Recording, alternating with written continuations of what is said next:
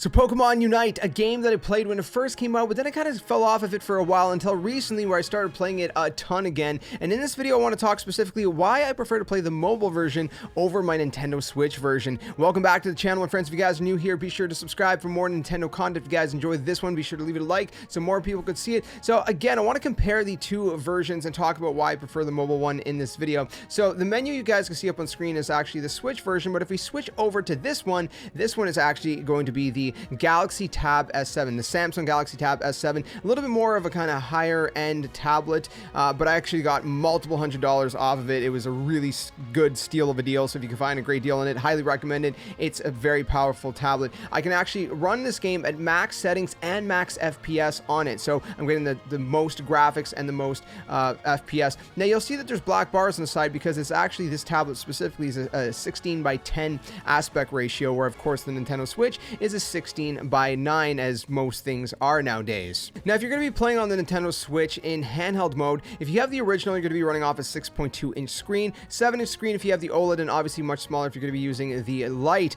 Now, you're also going to be stuck at 720p, whereas most phones nowadays, even most tablets, are going to be running at least 1080p, if not 2K or 4K. The devices I have, specifically the Samsung Galaxy Tab S7 and the iPhone 12, both run at 2K. Now, I don't think the game actually plays at 2K natively, per se, but obviously the resolution is going to look a little bit better than on the Switch in handheld mode. And if you do have a normal tablet, most tablets are going to be bigger than 7 inches. It's going to be at least 10 or up. Between 10 and 12 is the typical kind of tablet size, so you're going to have a much larger screen if you're going to be playing on a tablet. Obviously a little bit smaller, most likely, depending on what kind of phone you have, if you're going to be playing it on your phone. Typically I use the phone just kind of more as throw in a quick game right here or there, but if I want to do an actual session, it's either going to be on my Switch or it's going to be on the tablet. So if we go to the settings on my Switch in docked mode, you can see that I have no graphical settings that I can choose from. It's just kind of automatic. I'm not actually even sure if it plays at medium or high. I would assume it's high graphics on the Switch, but I'm not entirely sure.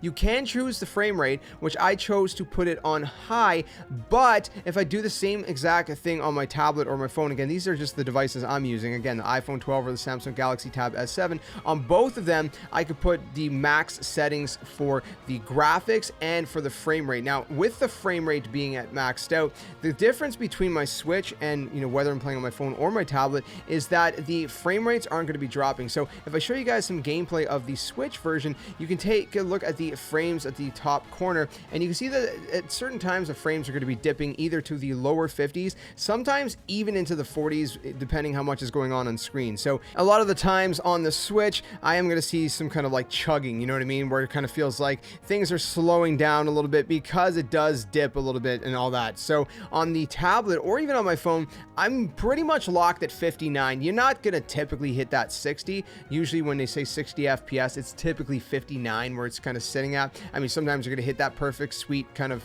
even 60, but I mean, it's 1 FPS. That does make a big difference. But from my experience, I have almost never seen a dip on my tablet or my phone. It's always been locked in at that 60. Again, taking into consideration the kind of chipsets that both the iPhone 12 has and the Samsung Galaxy Samsung Galaxy Tab S7, you can see that, obviously they're able to handle the frame rates a little bit better and have that smooth, locked in, 59 without any kind of dip. So overall, that makes the experience way smoother, and just that in and of itself is reason why I prefer playing on mobile. That said, I do prefer using a controller. I'm not a really big touchscreen guy. I don't like using touchscreen controls. The touchscreen controls in Pokemon Unite are pretty good, though. I will give them that. The way they're kind of all laid out, the UI is, the interface is well done in my opinion for using touchscreens and whatnot, but I'm not crazy about that kind of control scheme. Typically I prefer to use a controller, and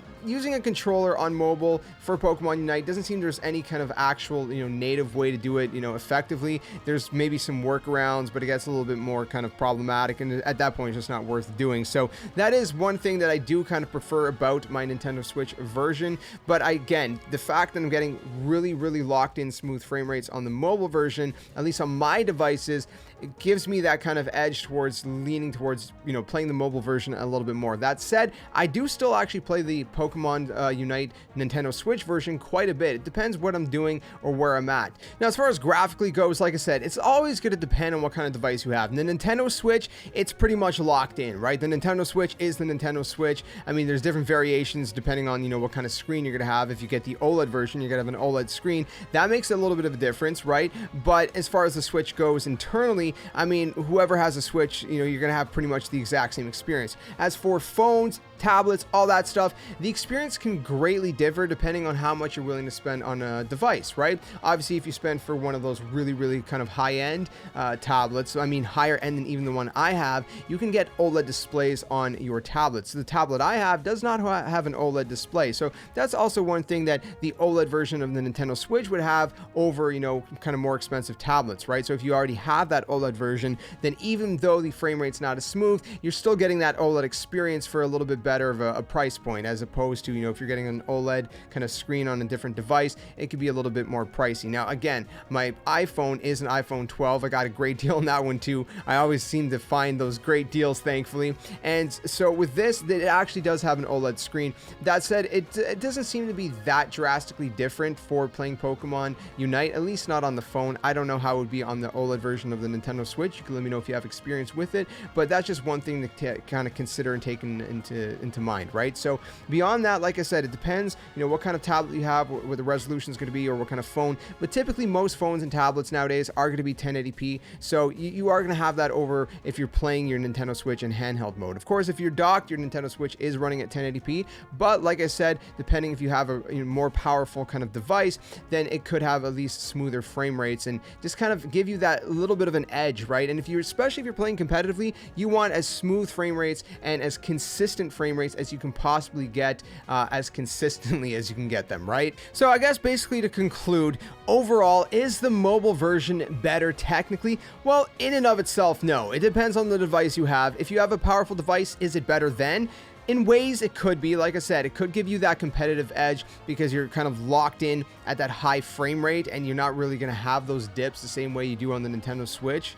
But at the same time, you might enjoy just using a controller more and just playing on your Nintendo Switch more, and you might not even care about being that competitive. In that case, the Nintendo Switch does handle the frame rates pretty decently most of the time. Like I said, it can dip into the 40s once in a while, depending on, you know, how much is going on screen, which can be a little bit jarring and kind of, you know, throw you off just a little bit when everything's smooth and all of a sudden things are kind of starting to stutter just a little bit. I mean, 40 FPS isn't drastic, but when you're going from, you know, in the 50s and kind of close to 60, dipping down that low, you notice it for sure. So again, there's many different factors to take into consideration. Obviously, the screen resolution, if you're going to be playing the Switch in handheld, right, 720p. Of course, if you have the OLED version of the Switch, you got that OLED display. Lots of mobile devices also have OLED, you know, take that into consideration. Most of them, though, are usually 1080p, if not 2K or 4K. So there's that aspect as well. And like I said, the control scheme. If you're like me, you're not crazy about the touch scheme, then you might just prefer to just keep it on the Switch, and that's that. But